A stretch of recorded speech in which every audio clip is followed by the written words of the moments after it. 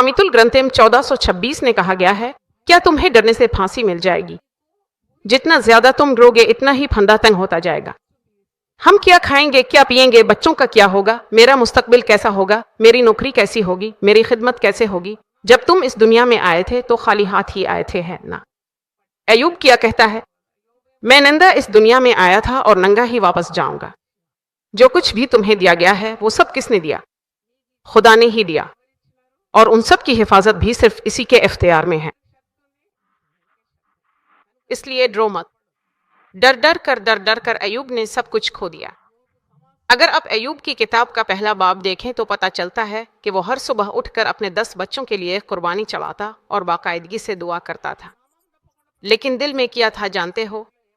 खौफ। तीसरे बाब की 20वीं और 5वीं आयत में लिखा है, अय्यूब 3 बाब 25वें आयत, जिस चीज से मैं बहुत डरता था वही मेरे ऊपर आ गई। जिस चीज से तुम डरते हो वही तुम देखोगे।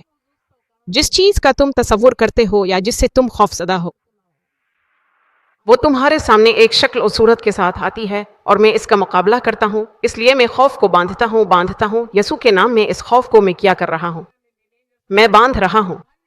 मुझे ईमान है, बताओ।